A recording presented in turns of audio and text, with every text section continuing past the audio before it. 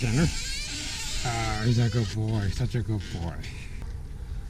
Well guys, I gotta say, I've been trying to make this video for about 6 months now, it feels like.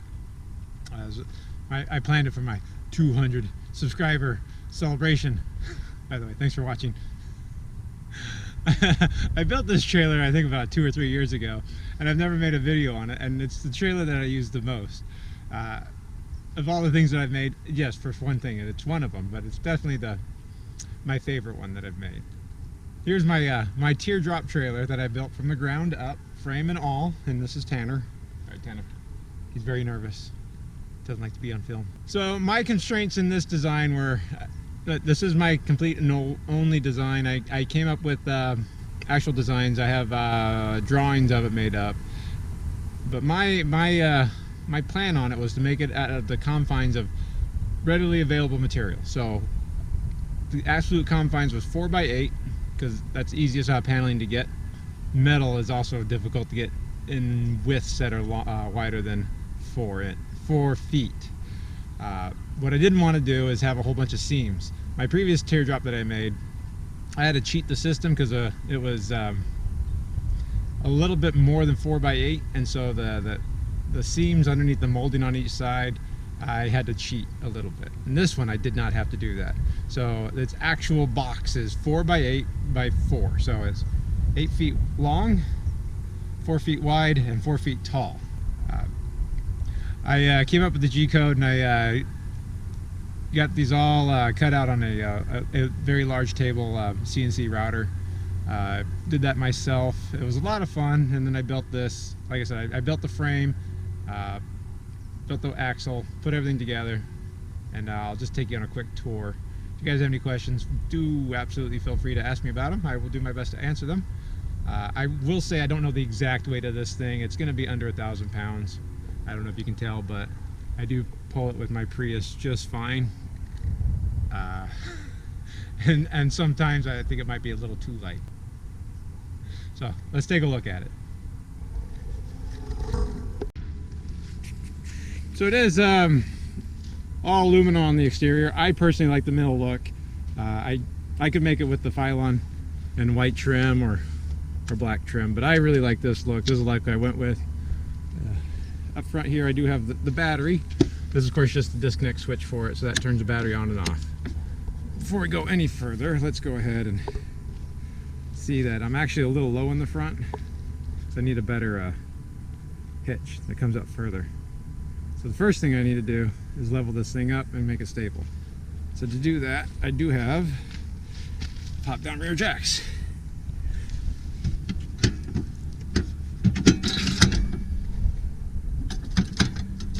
It's always hard to do this one-handed. Now my favorite thing about teardrops in general is that they're pretty much ready to go. I think some people really over-engineer these teardrops to be something they're not supposed to be. They're not supposed to be self-contained, continuous use trailers or an RV. It should just be a solid tent on wheels. Alright, so I got the front jack down. I normally just leave this thing hooked up to my car, and then I start cranking it up until it's level, which has an added benefit of,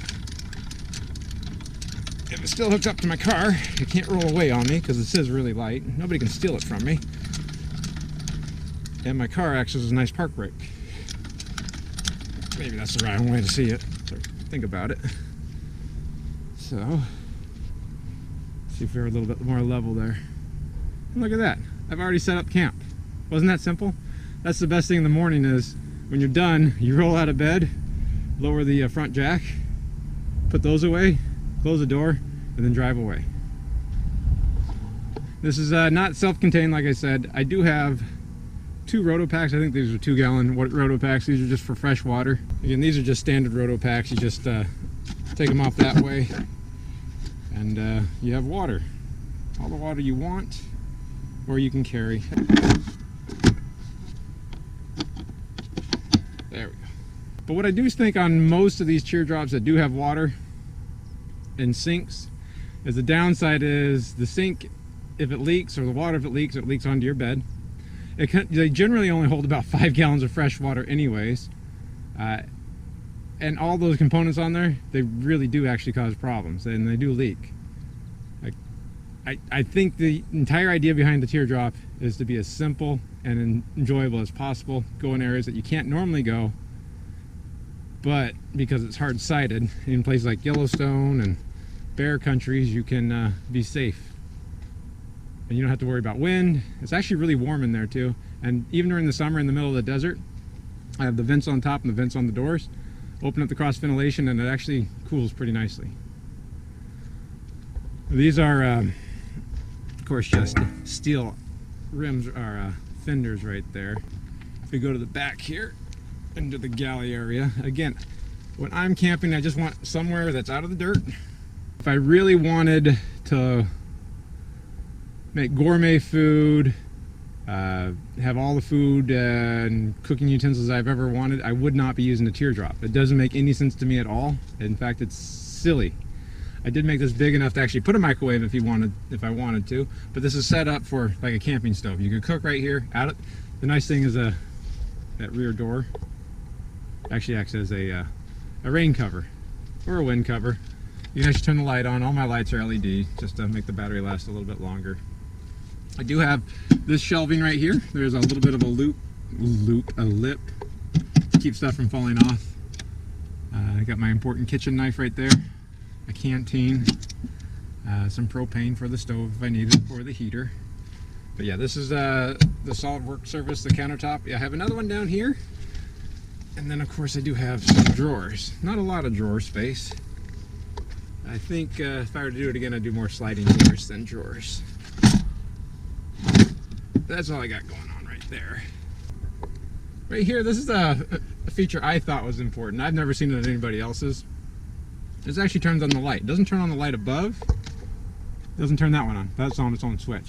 It turns on a light underneath. See it? So I can turn it on and off right there. Mostly because if I take a step back, all right. If you take a look at this, you're standing right here in the middle of the desert. Rattlesnakes like to be underneath something, you know, for cover, or other creepy crawlies. So it's really nice if you're there at night to have that light on and look underneath your trailer and make sure nobody's living under there. Because if you get out in the morning, you also put your feet out the door onto the ground right there. So it's really nice to know if anything's living under the trailer. So right behind this area is actually where your feet go on the bed. I'll show you that on the inside. And behind this wall is storage on the inside. So I did make this as confined as possible. Again, I'm not a big fan of gas struts on doors for the most part, but if there's any poles that come down, if it is windy, this top could get blown up and then the poles fall out and then the whole thing falls down on you. It is nice not to have to set everything up. My last teardrop, I did have poles that would come in and stake into place, and it was just not overall very useful in my opinion. And the struts make it really easy to open and close. So I can close it pretty straightforward. Just like that, and then I have the two handles right down there. That locks it closed.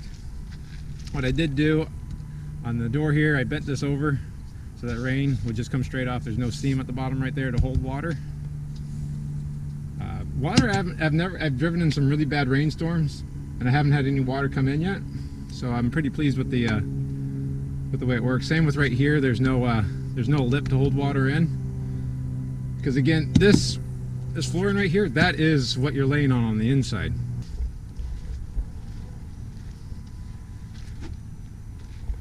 Now you can plug it in, so you have 120 you can plug in right there. Oh, I didn't even show you the important thing. Let's go back.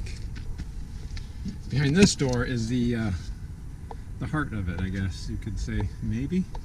At 12-volt fuses there. This is a GFCI outlet right here, so that outlet right up there and the one on the inside is protected with the GFCI when you're plugged in. And then right down here is just the battery charger that charges the battery on the tongue when you're plugged in. Let me go ahead and turn that light back off. So I do have two porch lights, one on each side, so they just turn on and off with the switch underneath. LED light, I do like that. And then on the doors, hi Tanner, how is Tanner? Go back to bed. So the doors themselves, I didn't make these. I've learned that making your own doors is an extremely difficult, convoluted, and not a very rewarding experience. I had them made the way I wanted them made. I've used them a few times now. This manufacturer's, I think it's Challenger door. So they make a really nice one. So this window actually opens up.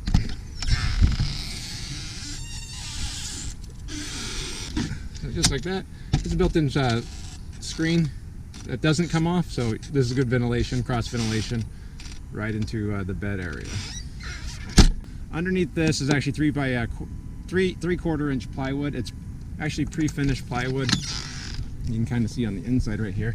So it's actually a very solid wall. You can put a screw anywhere you want. You don't have to worry about anything being hollow. That's not true on the ceiling because obviously I did have to run wires there. So I didn't cover it too much, but I do have all the exterior lighting that you would be required to have. So license plate lights, tail lights, marker lights. This isn't any taller than the vehicle, so it's not required to have the clearance lights on top. I did throw on this roof rack so I can carry bikes. I have it set up for like a canoe or a kayak. And of course on this side I put a camping awning. I thought for sure this was going to be way too low and you'd hit your head on it all the time when you open it up. But this has been a fantastic addition to this. I would probably put another one on the other side because you have two doors. But let me get this opened up for you so you can guys see what it's like.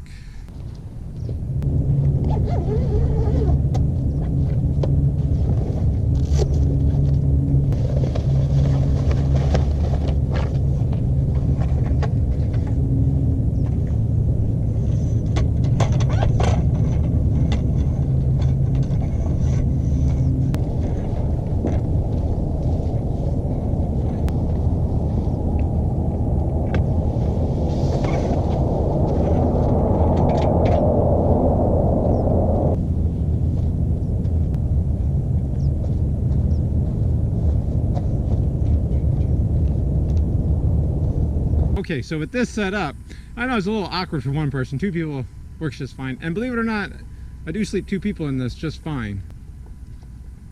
There's more than doubles the size of the trailer, so there's more outside living space than indoor living space. I was really surprised with how long this is. This is almost as long as the trailer itself. Yeah, I still haven't put guidelines down. You should put ropes on this awning for sure so it doesn't blow away in the wind. But if I just stoop just a little bit, it's really not uncomfortable. I could always make it a lot taller because these arms do actually extend quite a bit higher, so you could actually walk underneath it, but then of course it just directs water back into the trailer, which is not what you would want ideally. And because it's mounted on the roof rack here, it actually is a good water awning, so that even if it is raining, water doesn't come into here when you're getting in and out. It does, the doors themselves do have a gutter built into them, but that's an additional feature, and really I don't know why you wouldn't put these on all of them. So with that, let's go ahead and take a look inside and see what's going on. For sure, there's not a lot of space inside, but it's not really for indoor living. It's for keeping you out of the weather and keeping you safe and enjoying yourself. Keeping you off the ground too, because the ground's muddy, and if you've ever tent camped, it's not a lot of fun being in the mud. So let's go inside. So I am going to cheat just a little bit. Obviously, I have you on wide angle lens now, so it's going to look a lot bigger than it probably is inside. So this is me sitting down inside.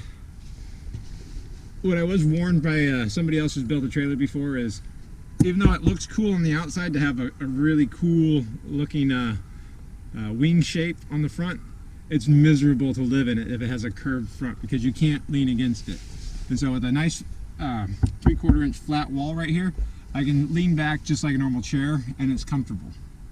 And you're not hunched over or don't have any back support. So that was an important feature that I did want to make sure I added. Also, it makes it easier to build. Go ahead. These are just my custom curtains I made real fast out of some fabric. What I wanted more than anything was to keep any hardware on the door from getting snagged by the bed, because the bed obviously goes down a little bit further past there. And you don't want to snag everything opening and closing the door. Because curtains are really important, because this is your living area and people can see it just fine. I do have a fantastic vent right here. So you just crank that open.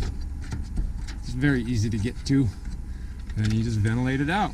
And even if you had a kayak or anything on the roof, it opens up just fine. This is of course one of the storage compartments. The shelving is adjustable. I do have a heater right up there. And what I got? Some cheese powder. This is just the ropes and stake that go with the awning.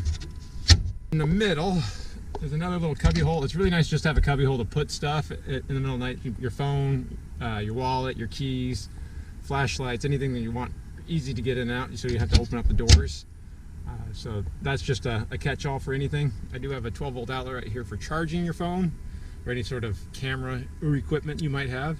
Down here is another 110 outlet. So if you are plugged in, you have 110 power right there, and then USB charging ports right below it.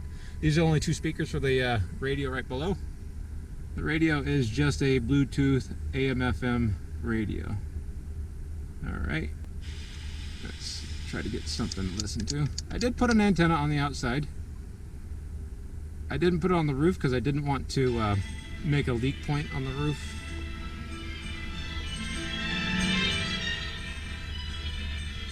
So that does work. Of course, you can hook up your another USB charge point if you really were in a desperate need for 2 charge points. But it doesn't play CD, so it would just be hooked up to your phone, whatever else you might be listening to. More storage. Again, there's just adjustable shelving on the inside.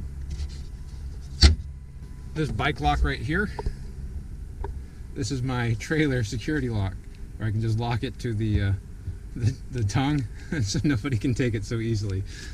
At least that's the idea. To lay down in the bed, your feet go underneath the storage right up here. So that's all the way to the back. Kind of hard to see under there. It looks like it's really tight and uncomfortable, but the best way I can put it is it's cozy. So let me go ahead and lay down. So this is me laying down. I wish I had a pillow, but I don't. But it is pretty easy to lay down. Like I said, it does fit 2 people. So if I were to go all the way to the side here, I'm blind by the sun. You can see all the room I have on this side. Like, can you see? How about now? So you can see all the room I have on this side of me. It does fit 2 people. There might be a couple questions some people have. First off, it's 8 foot from the back to the front of the wall here. All right. On the tongue, it is 3 feet from here to the ball. So it's 11 feet long total. All right, and then it's 4 feet from the outside of the sidewall to the outside of the sidewall. The fenders and tires add another, we'll call it foot on each side. So I guess it's truly 6 feet wide. If you were to look at it from the side, from wheel to wheel, 6 feet wide. The box is 4 foot wide. Again, it's based on 4x8 sheets, so it can't be any taller than 4 feet tall. My dog's escaping me. I have to go get him. So there we go. There's my little walkthrough on my teardrop trailer that I built. I'm just going to be putting this awning away. I sped it up a little bit. Real time, less than 2 minutes to get this thing put back together and back on the road. Like I said, I take this thing out all the time. I really do enjoy it. It's been a lot of fun. It tows really easily. Really, there's not much else to say. Thanks a lot for watching, guys. I really appreciate it.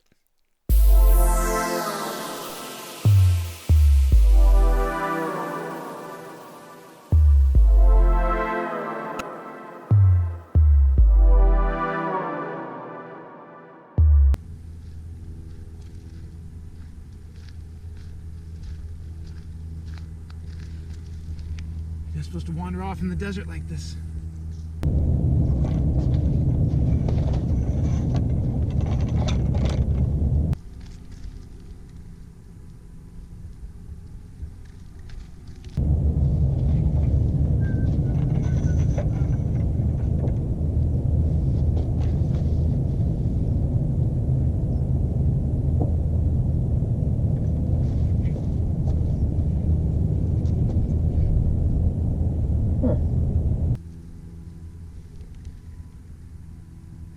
You're gonna get eaten by a coyote.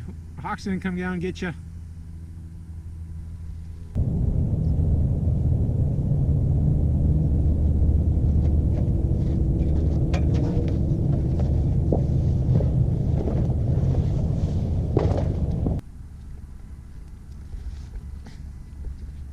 What are you doing? What are you doing over here? Come here.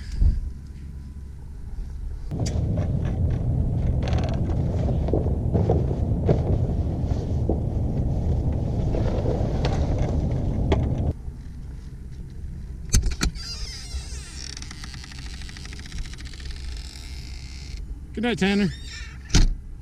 Hi, Tanner. Is that Tanner?